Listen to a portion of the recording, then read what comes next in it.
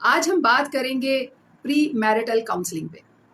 कबूल है, कबूल है, कबूल है, ये 3 अल्फाज अदा करते हैं और एक रिश्ते में बन जाते हैं। अस्सलाम वालेकुम, मेरा नाम तहमीना यासिर है। मैं क्लिनिकल साइकोलॉजिस्ट हूँ। मैं फेसबुक, इंस्टाग्राम और यूट्यूब पर अपनी वीडियोस के जरिए ज़हनी मसाइल के बारे में अवेयरनेस और उनके इलाज के बारे में गाइडेंस देती हूँ। तो अगर आप मेरे चैनल पर नए हैं तो फ़ौरन मेरे चैनल को सब्सक्राइब करें और बेल आइकन को प्रेस करें ताकि हर नई आने वाली वीडियो के बारे में आपको नोटिफिकेशन मिले। और मेरी इस वीडियो को भी लाइक करें और शेयर करें ताकि ज़्यादा से ज़्यादा लोगों तक हमारा पैगाम पहुंचे। शुक्रिया। फिर उसके बाद असल कहानी शुरू होती है। कुछ अरसा कई दफ़ा बहुत अच्छा गुजरता है, लेकिन उसके बाद आहिस्ता आहिस्ता प्रॉब्लम्स नज़र आना शुरू हो जाते हैं। ये प्रॉब्लम्स जो हैं ये कपल के आपस के भी होते हैं और इसके साथ साथ जैसे कि हमारे सोसाइटी में मोस्टली कंबाइंड फैमिली सिस्टम होता है, जॉइंट फैमिली सिस्टम होता है, तो उसके मसाइल भी नज़र आना शुरू हो जाते हैं। जब इस तरह के मसाइल आने लगते हैं तो दोनों फ्रस्ट्रेट होना शुरू हो जाते हैं, एक दूसरे में बुराइयां नज़र आना शुरू हो जाती हैं, प्रॉब्लम्स फेस करना शुरू हो जाते हैं और आहिस्ता आहिस्ता ऐसा होता है कि ये प्रॉब्लम्स पढ़ते पढ़ते उनकी ज़िंदगी को अजीरन बना देती हैं। जब उनकी ज़िंदगी अजीरन होना शुरू हो जाती है तो फिर वो तंग आके एक दूसरे से छुटकारा हासिल करने की कोशिश करते हैं। ये सब कुछ क्यों होता है, इसके पीछे क्या वजह है? वजूहात तो बहुत सी होती हैं, लेकिन उन वजूहात में से कुछ ऐसी वजूहात होती हैं जो कि हम शादी से पहले अगर उन पे फोकस कर लें तो उनको हैंडल कर सकते हैं, जिसको हम प्री मैरिटल काउंसलिंग कहते हैं। प्री मैरिटल काउंसलिंग का मतलब होता है कि हम शादी से पहले शादी के हवाले से जो जो प्रॉब्लम्स हो सकती हैं उनको जहन में रखते हुए एक दूसरे के हवाले से अंडरस्टैंड करें, जानें, एक दूसरे को जानें और फिर उसके बाद उस सारे एस्पेक्ट्स को जहन में रखते हुए अपने लिए एक बेहतर सोल्यूशन निकालें, जिसको हम कहते हैं कि कंपैटिबिलिटी टेस्ट होता है, जो कि सबसे पहले हम करते हैं प्री मैरिटल काउंसलिंग में। प्री मैरिटल काउंसलिंग में कंपैटिबिलिटी टेस्ट जो है, इसमें बहुत से एस्पेक्ट्स हैं जिन पे काम किया जाता है। इसमें कई एस्पेक्ट्स ऐसे होते हैं जिनके ऊपर हम जब फोकस करते हैं तब कपल को पता चलता है कि अच्छा ये भी प्रॉब्लम्स थे जिन पर कि हमें फोकस करना चाहिए था। लेकिन हमारी सोसाइटी में मोस्टली ऐसा नहीं होता, ना प्री मैरिटल काउंसलिंग की जाती है, ना ही शादी से पहले कुछ गाइड किया जाता है, बल्कि एक तरह से ये होता है कि नई जिंदगी है लेकिन उसमें डाल दिया कि जो मर्जी करते रहो। जब हमने कोई नई जॉब लेनी होती है तो उस जॉब के लिए हम प्रॉपरली प्रिपेयर करते हैं, अपने आप को ट्रेन करते हैं कि जॉब में अच्छा परफॉर्म करें। लेकिन जब हमने ये शादी वाली जॉब लेनी है, यानी शादी करनी है, तो उसके लिए हम एक दूसरे को या अपने आप को प्रिपेयर नहीं करते।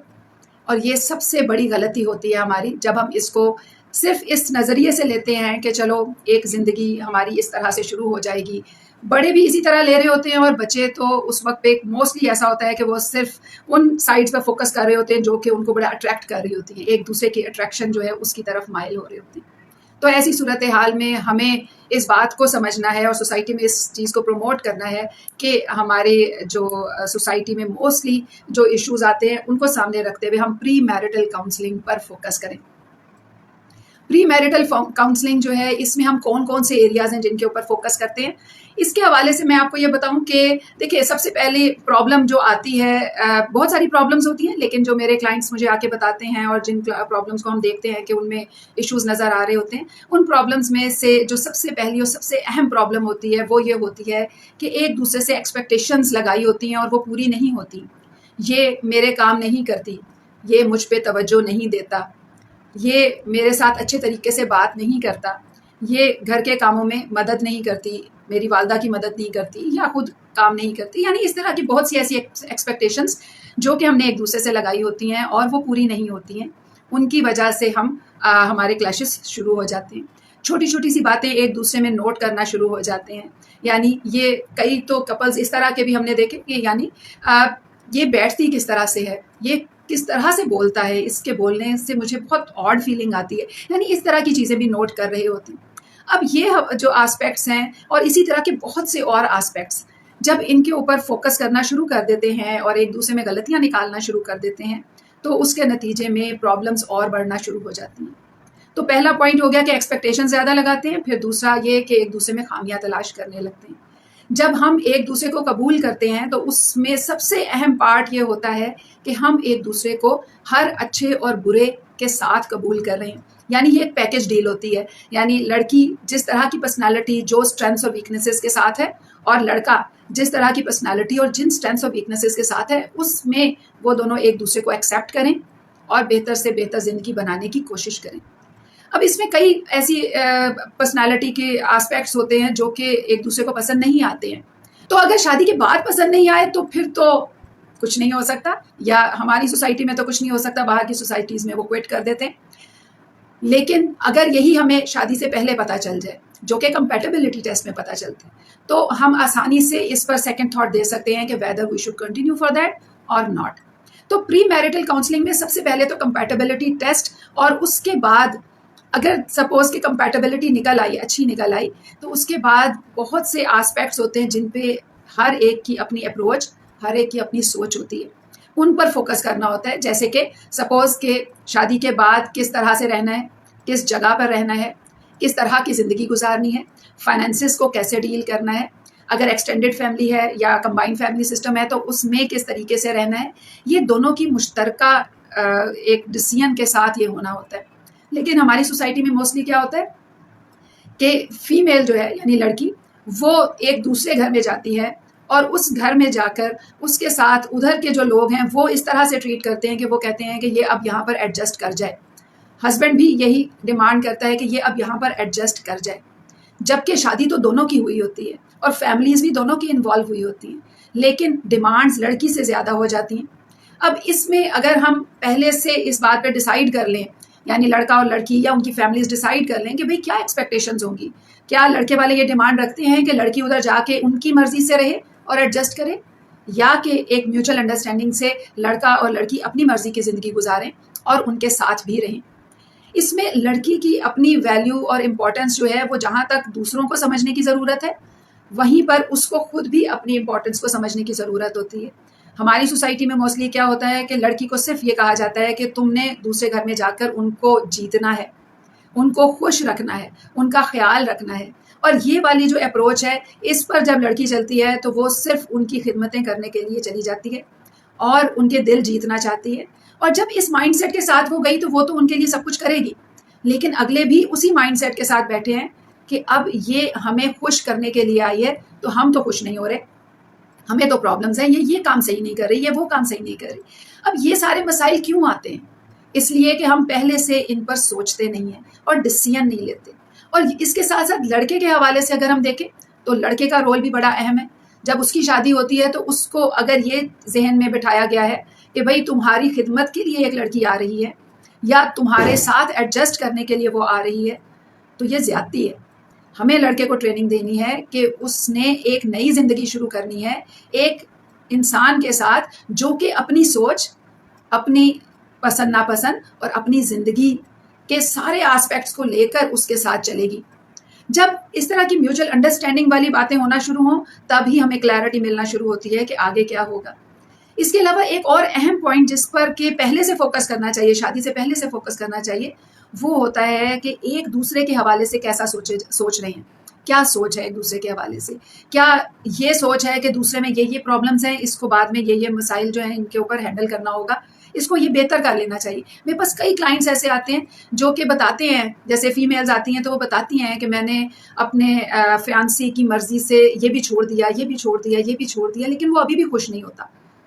इसी तरह से कई कपल्स शादी के बाद ऐसे आते हैं जो बताते हैं कि जिसमें फीमेल्स मोस्टली, इसलिए कि हमारी सोसाइटी में फीमेल ज़्यादा सफ़र करती है, लेकिन मेल्स भी कई दफ़ा आते हैं, वो बताते हैं कि हम दूसरे को खुश करने की बहुत कोशिश करते हैं, उसकी मर्ज़ी से चलने की कोशिश करते हैं, लेकिन वो फिर भी खुश नहीं होता। अब इसकी क्या वजह होती है? इसकी वजह ये होती है कि दूसरे शख्स का माइंडसेट क्या है। क्या वो चाहता है कि वो उसको खुश किया जाए और फिर वो आपका ख्याल रखेगा? नहीं। जब वो आपसे अपने काम करा रहा है और आप उसको खुश रख रहे हो तो दूसरा शख्स जो है वो खुश होने वाली फीलिंग उसके अंदर आएगी और फिर काम करवाने वाली आएगी। यानी आप दे रहे हो और वो ले रहा है। जब वो ले रहा है तो उसमें देने की सलाहियत नहीं होगी। तो अगर प्री मैरिटल काउंसलिंग हो तो उसमें वाज़े तौर पे ये बात जो है ये नोट की जा सकती है और इसको इम्प्रूव करने के लिए थेरेपी दी जा सकती है कि एक दूसरे के हवाले से सोचें।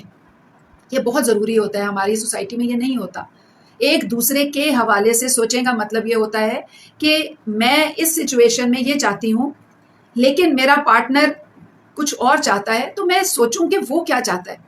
अगर दोनों पार्टनर्स इस तरह से सोचने लगे तो म्यूचुअल अंडरस्टैंडिंग से सब कुछ करना शुरू हो जाएंगे और फिर उसमें किसी वक्त पे दोनों मिलकर एक शख्स की बात पर अमल करेंगे या बीच की कोई रास्ता इख्तियार करेंगे, और कभी दूसरे शख्स की बात पे अमल करेंगे या बीच का रास्ता इख्तियार करेंगे। तो इस हवाले से अगर हम देखें तो प्री मैरिटल काउंसलिंग बहुत इंपॉर्टेंट होती है। इसमें माइंड की ट्रेनिंग होती है, इमोशंस की ट्रेनिंग होती है, एक दूसरे के साथ अच्छी ज़िंदगी गुजारने की ट्रेनिंग होती है, ना कि एक दूसरे को बर्दाश्त करने की ट्रेनिंग होती है। बर्दाश्त करना जो है, ये हम अक्सर कहते हैं जी कंप्रोमाइज़ कर लें, कंप्रोमाइज़ कर लें। मैं भी कई दफ़ा अपने किसी क्लाइंट को कहती हूँ कि कंप्रोमाइज़ करना पड़ेगा इस वक्त पर। क्यों? इसलिए कि उस वक्त पे उसके पास कोई और ऑप्शन नहीं होती और वो अपने अंदर इतने स्ट्रांग नहीं होते कि वो स्टैंड ले सके, तो उस वक्त तो भी कंप्रोमाइज़ ही होगा। लेकिन अगर शादी से पहले प्री मैरिटल काउंसलिंग में अगर क्लैरिटी मिल गई तो फिर वो अपने लिए स्टैंड ले सकते हैं और पहले से उस मैरिज में जाने से क्विट कर सकते हैं। तो ये एस्पेक्ट्स जो हैं ये बहुत अहम है। इन एस्पेक्ट्स पे जब हम फोकस करते हैं तो हमें पता चलता है कि हम अपनी ज़िंदगी को बहुत बेहतर बना सकते हैं। सिर्फ अपने पर्सनालिटीज़ पर फोकस करने की ज़रूरत होती है। अब पर्सनालिटी पर फोकस करने की क्या ज़रूरत है? देखिए, हर शख्स की अपनी पर्सनालिटी टाइप होती है। जब दो लोग शादी करते हैं तो दो तरह की पर्सनालिटीज़ मिलकर एक ज़िंदगी यानी मिलकर एक अपनी लाइफ स्टार्ट करती हैं। अब वो दोनों जो हैं अपनी अपनी सोच के साथ होती हैं। एक पर्सनालिटी जो है उसका माइंडसेट डिफरेंट है, दूसरी पर्सनालिटी का माइंडसेट डिफरेंट है। अगर दोनों ने बचपन से या शादी से पहले ये सीख लिया कि मुझे दूसरे के साथ मिलकर चलना है, तो जैसी भी पर्सनालिटी टाइप हो वो एक दूसरे के साथ एडजस्ट करने की कोशिश कर लेंगे। तो इसके लिए एक दूसरे के साथ एडजस्ट करने का ये मतलब नहीं है कि हम मजबूरन एक दूसरे के साथ एडजस्ट करें, बल्कि इसका मतलब ये होता है कि हम एक दूसरे की स्ट्रेंथ्स और वीकनेसेस को समझते हुए, एक्सेप्टेंस देते हुए उसके साथ अच्छी ज़िंदगी गुजारने की कोशिश करें। तो आज का टॉपिक हमारा था प्री मैरिटल काउंसलिंग का। इस हवाले से मैंने आपको काफ़ी डिटेल बताई। इसमें और भी बहुत कुछ है, यानी ये नहीं है कि जो मैंने आपको कुछ अहम पॉइंट्स बताए हैं सिर्फ यही है प्री मैरिटल काउंसलिंग में। प्री मैरिटल काउंसलिंग में इतना ज़्यादा कुछ होता है कि हमारे पास कई दफ़ा क्लाइंट आता है कि जी 4 दिन बाद शादी है बेटी की, तो इसको ज़रा गाइड कर दें, प्री मैरिटल काउंसलिंग दे दें। तो हम उन्हें ये कहते हैं कि ये काउंसलिंग जो है ये 2 या 3 दिन में नहीं होती, इसके लिए हमें हफ्तों दरकार होते हैं। इसलिए कि हमने ट्रेन करना होता है, जहन को ट्रेन करना होता है, इमोशंस को ट्रेन करना होता है, ताकि वो अगली जो लाइफ है जो मिलकर दोनों ने गुजारनी है उसमें दोनों बेहतरीन कारकर्दगी दिखाएं। और उसमें उनका बेहतरीन रिजल्ट और बेहतरीन कारकर्दगी कब होगी? जब वो हमारी इस काउंसलिंग सेशंस को लेकर अपने आप को बेहतर से बेहतर बना लेंगे। तो इस हवाले से ये बात जहन में रखने की ज़रूरत होती है कि इस काउंसलिंग में कम से कम 4 से 6 सेशंस लग जाते हैं और इन 4 से 6 सेशंस में आप अपनी ज़िंदगी को बेहतरीन बना सकते हैं। इसमें हम जहाँ तक आपकी पर्सनालिटी के हवाले से या अदरवाइज और बहुत सारे हवालों से बताते हैं। इसके साथ साथ बाद में जो कॉन्फ्लिक्ट होता है उसकी रेजोल्यूशन, यानी कॉन्फ्लिक्ट को कैसे हमने हल करना है, कैसे बेहतर बनाना है, उसके हवाले से भी गाइड करते हैं। एंगर मैनेजमेंट, यानी गुस्सा तो हर शख्स को आ सकता है, लेकिन जब कपल में से किसी एक को आता है तो वो दूसरे के ऊपर निकलता है, तो उसको हमने कैसे मैनेज करना है, कैसे प्रॉब्लम सॉल्विंग करनी है, प्रॉब्लम्स को सोल्यूशन देना है। ये सारे एस्पेक्ट्स जो हैं इनके ऊपर जब हम काम करते हैं तो हम अपने आप को एक बेहतरीन लेवल पर ला सकते हैं। तो आज के टॉपिक पर आज मैं इधर ही बात खत्म करती हूँ। इसके साथ ही मुझे इजाज़त दीजिए। अल्लाह हाफिज़।